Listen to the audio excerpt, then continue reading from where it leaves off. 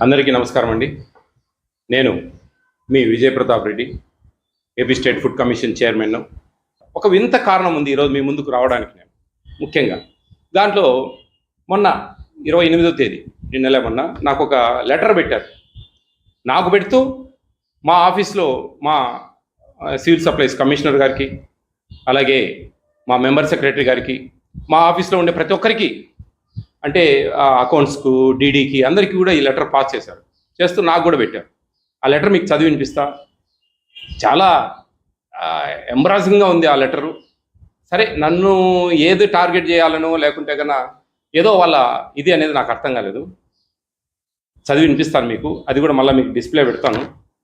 అయ్యా food commissioner Vijay Pratap Reddy గారు, అంగన్వాడీలు విజిట్లు చేసి అంగన్వాడీ వర్కర్లు, హెల్పర్లు దొంగలు అన్నట్లు మాట్లాడుతూ యూట్యూబ్లో వీడియోలు పెడుతున్నావు.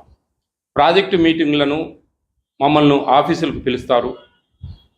మాకు ₹1 కూడా ఇవ్వకుండా టీఏ బిల్లులన్నీ సూపర్వైజర్లు, సిడిపిఓలు పెట్టుకొని తింటారు. సూపర్వైజర్ల దగ్గర, సిడిపిఓల దగ్గర పోస్టింగులు డిప్యుటేషన్లు వేయించడానికి మీరు డబ్బులు తింటారు. ఈ ప్రయాణం ఖర్చులు మేము ఎక్కడి నుంచి పెట్టుకోవాలి? ఏ పిల్లవాడైనా ఒక పూట సెంటర్కి రాకపోతే ఆ పిల్లవాడికి మేము హాజరు వేశామంటే మమ్మల్ని పెద్ద దొంగల కింద జమ కడతారు. మరి మా పేర బిల్లులు పెట్టుకొని తింటున్న సిడిపిఓలు, సూపర్వైజర్లని ఏమనాలి? వాళ్ళకి పోస్టింగులు వేయించడానికి డబ్బులు తింటున్న నిన్ను ఏమనాలి? సిడిపిఓలకి, సూపర్వైజర్లకి పోస్టింగులు వేయిస్తూ నువ్వు డబ్బులు తింటున్న సంగతి ఎవరికి తెలియదు అనుకుంటున్నావా? కోనసీమ జిల్లాలో ఒక సిడిపిఓకి డిప్యుటేషన్ చేయించి 2 లక్షలు తిన్నావు. గుంటూరులో ఒక సూపర్వైజర్కి డిప్యుటేషన్ చేయించి 1,00,000 తిన్నావు. ఇంకా ఇలాంటి ఎన్ని తింటున్నావో తెలియదు.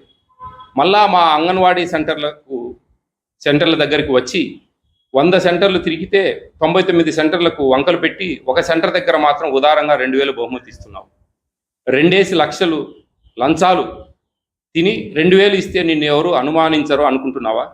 సూపర్వైజర్ డిప్యుటేషన్కి 1,00,000, సిడిపిఓ డిప్యుటేషన్కి 2 లక్షలు రేటు పెట్టావని మాకు తెలియదు అనుకుంటున్నావా?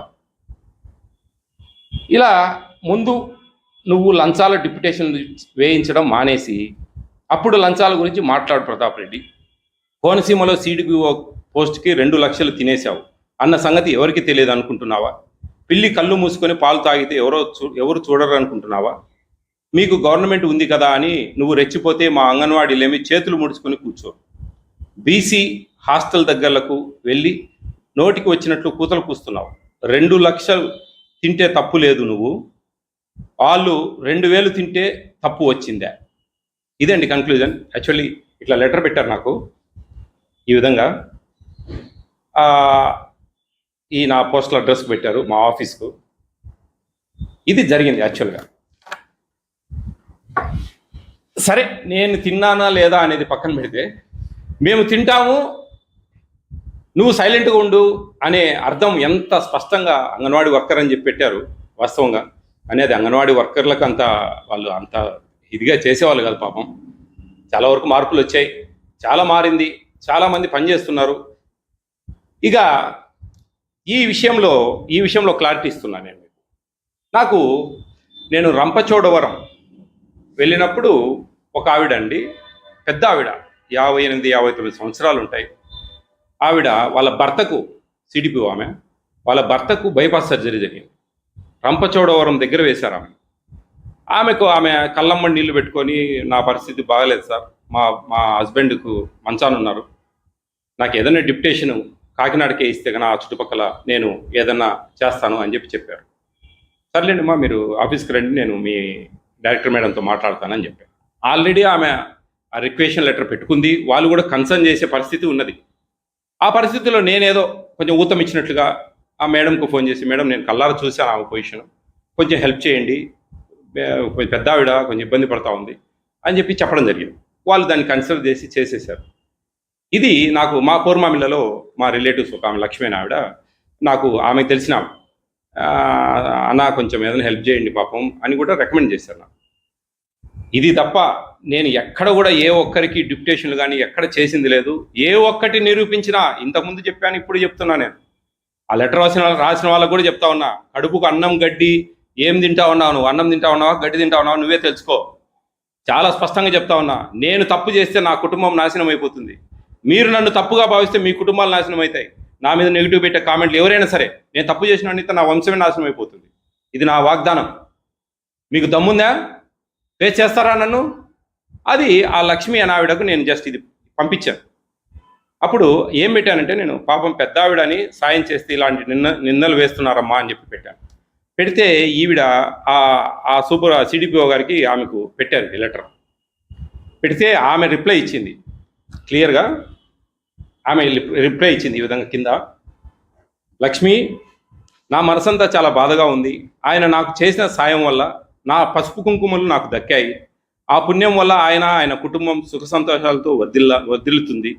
చేసిన సాయం ఆజన్మాంతం ఆయనతో ఉంటుంది. దేవుడు ఆయనను, వారి కుటుంబాన్ని చల్లగా చూస్తాడు. ఇలాంటి గాలి మాటలు మాట్లాడే వారికి ఏమి చేస్తాడో భగవంతునికే వదిలేద్దాం. నాకు ఏడుపు వస్తుంది సార్కు నా వల్ల ఇలాంటి మాటలు.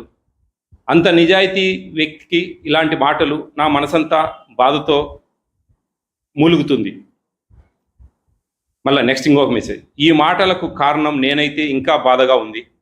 ఈయన లాంటి నిజాయితీ పరులు ఎందరూ ఉన్నారు లక్ష్మి అని ఆవిడ పెట్టింది ఆ రిప్లై. ఆ రాసిన వాళ్ళకు చెప్తా ఉన్నా, తెలివితొక్క దద్దమ్మలారా బాగా వినండి. విజయప్రతాప్ రెడ్డి అనేవాడు చాలా స్పష్టంగా పనిచేస్తూ ఉన్నాడు. మీకు ఇబ్బంది కలిగో మీకు ఇలాంటి లెటర్లు పెట్టడము ఏమొస్తుంది? మీకు లెటర్ పెడితే ఏమవుతుందండి? ఏమీ కాదు, బుట్టదాఖలు అవుతాయి మీవి. ఏం పెద్ద ఇదేమి, మీరు సాక్ష్యాధారాలతో నిరూపియండి.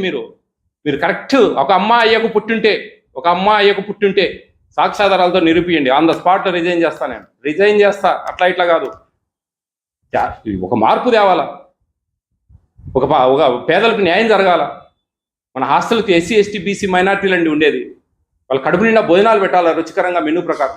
అవి డివైడ్ చేయొద్దండి. ఇలాంటి మంచి మాటలు చెప్తా. ఏంటంటే 2000 ఇచ్చానా? 4 లక్షల రూపాయలు ఇచ్చాను ఇప్పటికి. నేను దాదాపు 18 నెలలలో 4 లక్షల రూపాయలు నేను అందరికీ నాకు నచ్చిన వాళ్ళకు పంచుకుంటా. ఓ పెద్ద ఆవిడ ఎవరో ఇబ్బందులు ఉందంటే ఒక 50,000. ఇట్లా డబ్బులన్నీ నేను నాకు ఇష్టం కొద్దీ, నా మనసులో ఏం ఇవ్వకుంటే ఎవరు అడిగేదేం లేదు నన్ను. కానీ జాగ్రత్త, ఏదో వాళ్ళకు ఒక చిన్న ఎంకరేజ్మెంట్ బాగా చేయాలని.